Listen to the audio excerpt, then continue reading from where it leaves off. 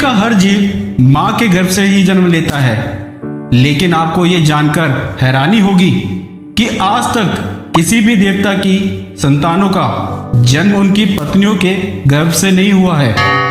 अब आपके मन में यह सवाल उठ रहा होगा कि आखिर ऐसा क्यों? तो हम आपको बता दें कि ऐसा माता पार्वती जी के श्राप के कारण हुआ, जिसकी वजह से आज तक किसी भी देवता की पत्नी ने अपनी कोख से किसी संतान को जन्म नहीं दिया। तो आइए जानते हैं इससे जुड़ी सभी बातें, जिसका वर्णन स्कंद पुराण में विस्तार से किया गया है। तो नमस्कार दोस्तों, ray of hope point channel में आपका स्वागत है। स्कंद पुराण में वर्णित ये कथा उस समय की है जब माता सती अपने पिता दक्ष के यज्ञ में गई और वहां अपने पति भगवान शिव के अपमान को सहन न कर सकी और फिर उन्होंने उसी यज्ञ की आग में आत्मदाह कर लिया। इस बात का पता जब भगवान शिव को चला तो वह अपनी नंदी के साथ हिमालय पर चले गए और वहां तपस्या में लीन हो गए। इधर असुर लोक में वज्रांग नामक दैत्य का पुत्र ताड़कासुर था और असुरों का अधिपति भी था। ताड़कासुर परमपिता ब्रह्मा की घोर तपस्या करने लगा।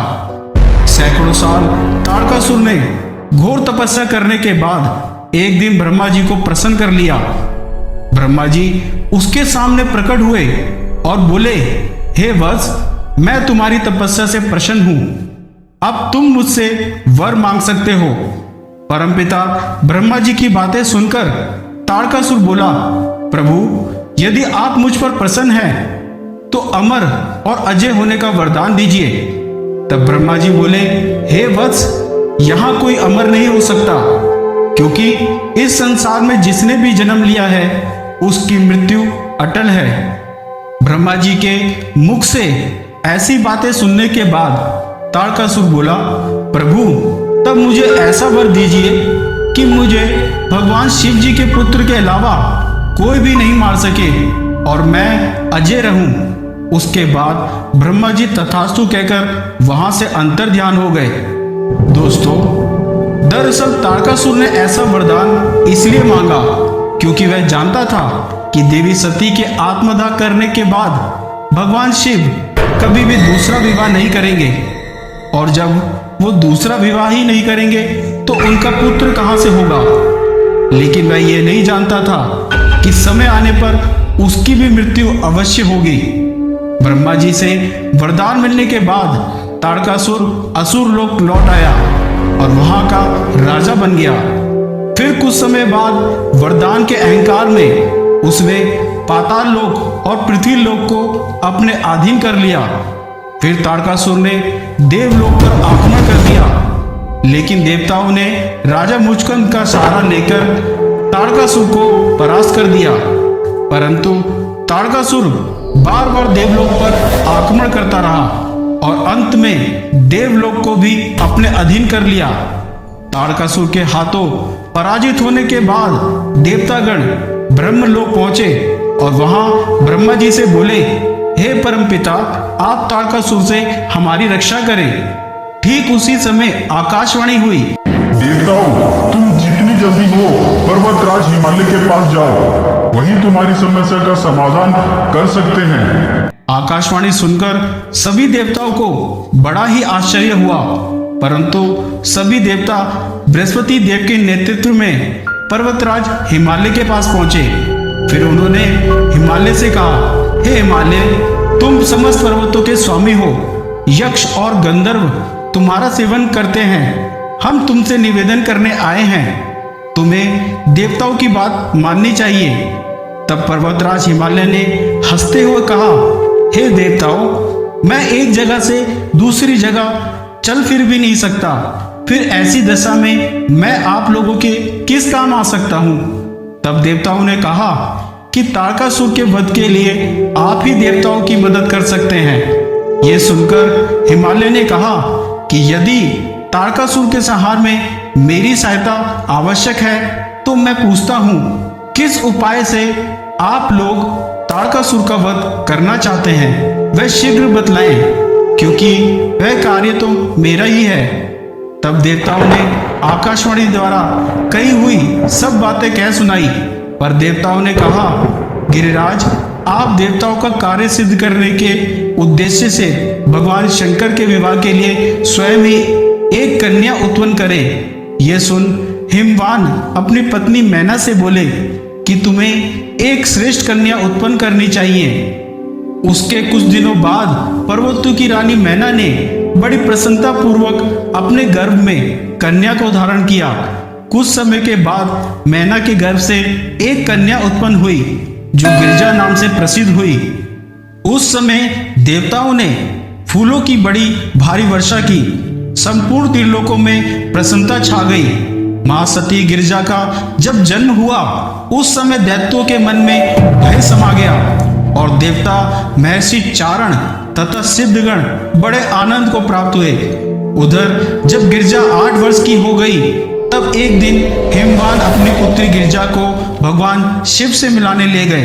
भगवान शिव उस समय हिमालय की कंदराओं में अपने पार्षदों से घिरे हुए तपस्या में लीन थे।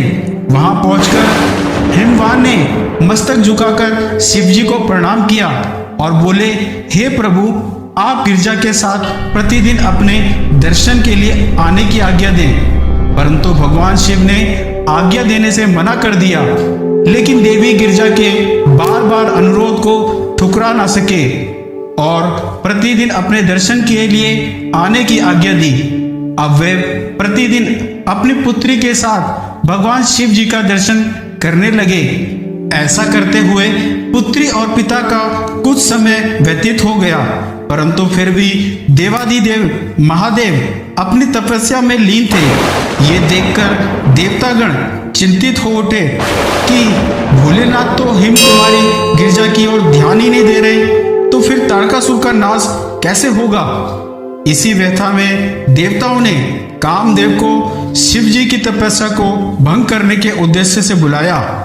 इंद्र का कार्य सिद्ध करने वाले कामदेव अपनी पत्नी रति और सखा बसंत के साथ आया और देव सभा में देवराज के सम्मुख उपस्थित हो गया।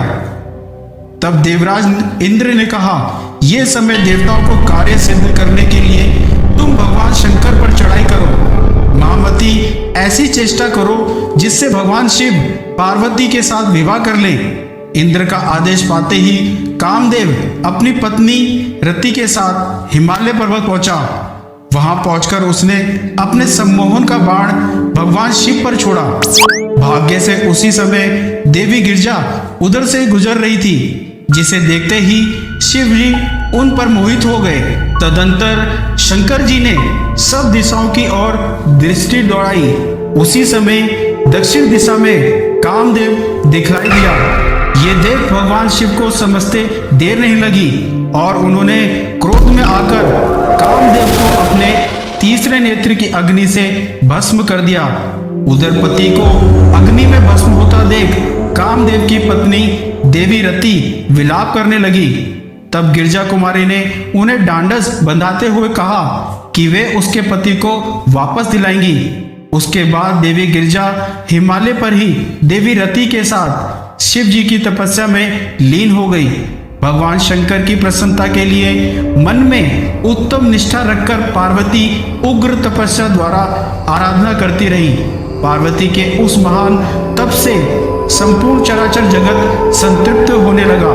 तब देवता और असुर सब मिलकर भगवान शंकर के पास गए और समाधि में लीन भगवान शंकर की स्तुति करने लगे। काफी देर तक देवताओं द्वारा स्तुति करने के बाद भगवान शंकर ने आंख खोली और देवताओं से पूछा कि आप सभी मेरे पास क्यों आए हैं। तब देवताओं ने कहा कि हे प्रभु, तारकासुर ने देवताओं को महान कष्ट पहुंचाया है। वह देवताओं का घोर शत्रु है। अतः हमारी प्रार्थना है कि आप पार्वती जी का पाणी ग्रहण करें। परंतु शिव जी ने देवताओं से यह कहते हुए मना कर दिया कि अगर मैं गिरिजा देवी का वरण कर लेता हूं तो आप सभी एक बार फिर सकाम भाव से युक्त हो जाएंगे और निष्काम भाव से पूर्ण परमात्म के पथ पर चलने में असमर्थ होंगे। इसलिए मैंने सबकी पारमार्थिक कार्य की सिद्धि के लिए कामदेव को भस्म किया था। शिव जी के ऐसा कहने पर देवता निराश हो गए। उधर पार्वती देवी बड़ी कठोर तपस्या में लगी हुई थी।